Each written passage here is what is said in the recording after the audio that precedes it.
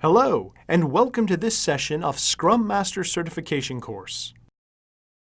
The Scrum team is sometimes referred to as the development team because they're responsible for developing the product or result.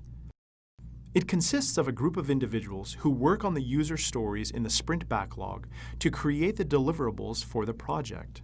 The Scrum team, of course, has many different responsibilities, which will change according to what process is being conducted at the time.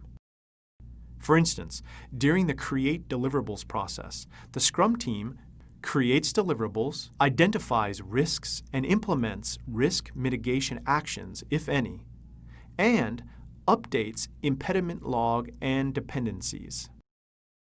During the Conduct Daily Stand-Up process, the team updates burndown chart, Scrum board, and impediment log, discusses issues faced by individual members and seeks solutions to motivate the team, identifies risks, if any, and submits change requests, if required.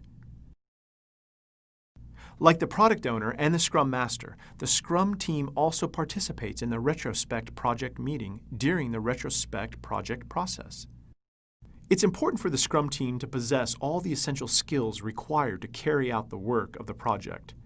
It's also necessary to have a high level of collaboration to maximize productivity so that minimal coordination is required to get things done.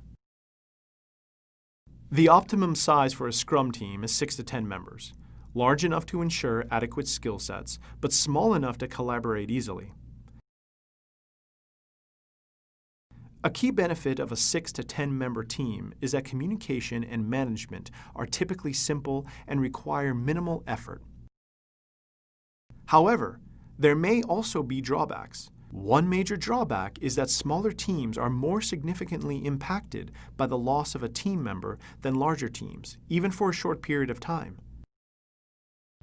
To address this problem, it may be possible for team members to have expert knowledge and skills outside their own specific role. However, this may be difficult and depends on the type of project, industry, and size of the organization. It's also recommended to have a backup person to replace any person who may have to leave the Scrum team.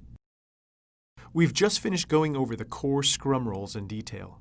The responsibilities of each role will be further detailed when we address each Scrum process individually.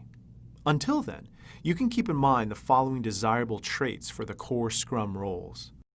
For the product owner, you want someone who has Scrum expertise, business domain knowledge, excellent communication skills, Scrum process knowledge, ability to handle uncertainties, negotiation skills, someone who's approachable, someone who's proactive, decisive, pragmatic, and goal-oriented.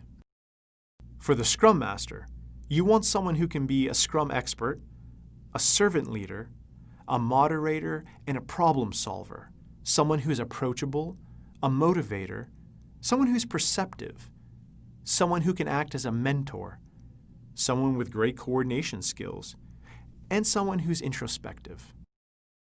And finally, for the Scrum team, you want people who can be knowledgeable about Scrum, people who are collaborative, self-organizing, and highly motivated, people who are proactive, people who are technical experts, but also cross-functional in their outlook, team players, people who are independent and responsible, intuitive, goal-oriented, and introspective.